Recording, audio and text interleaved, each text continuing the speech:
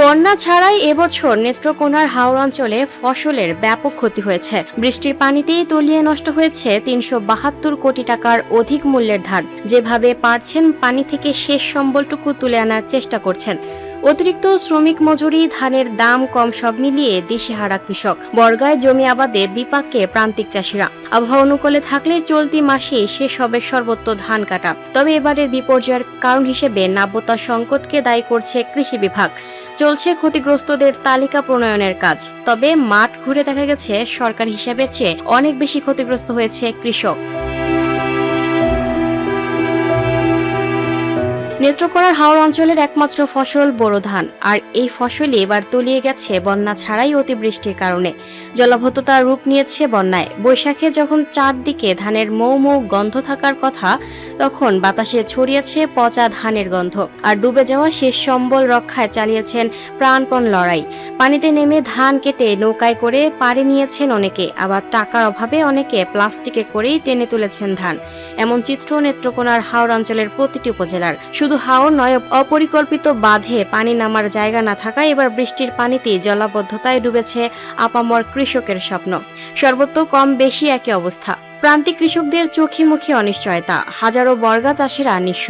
নিজের ধান হারিয়ে অনেকে অন্যের ধান কেটে দিচ্ছেন। যেগুলো তুলেছে তার অর্ধেকে গজিয়েছে চারা, বাকি অর্ধেকে দাম নেই। ফলে হাড় ভাঙা পরিশ্রম করেও বছরের একমাত্র ফসল জোটেনি কপালে। ধান শুকানোর পর কমেছে আরো অর্ধেক। কাঁচাই বিক্রি করছেন পানির দামে। ভুক্তভোগীরা জানান, জেলার 10 উপজেলার এখন বেশিরভাগ উপজেলাগুলোর হাওর, বিল ও নিচু জমি সিংহভাগ পানিতে তলিয়েছে।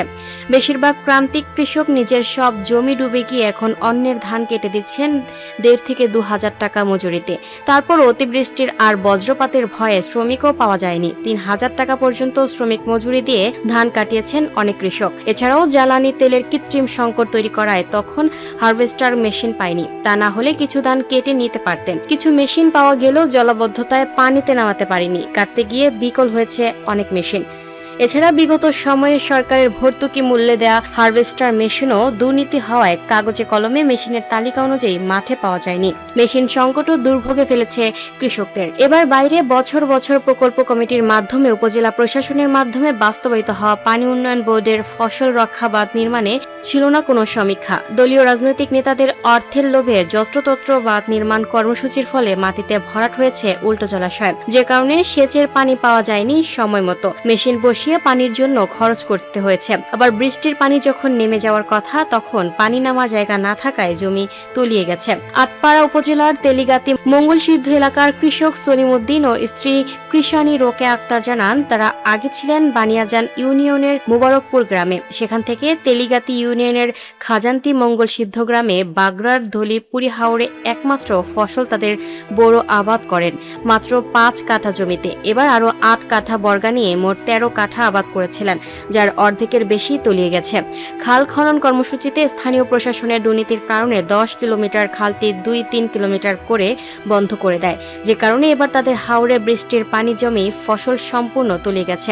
এখন বর্গা নেওয়া জমির টাকা ঠিকই দিতে হবে। ফসলের আশায় ঋণ নিয়ে আবাদ করেছিলেন, যা এখন মরার উপর খাড়ার ঘা হয়ে দাঁড়িয়েছে। তারা বাড়ি বদল করায় জাতীয় পরিচয়পত্রের ঠিকানা বানিয়াজান ইউনিয়ন হওয়ায় তেলগাতি ইউনিয়নের সুবিধা পাচ্ছেন না।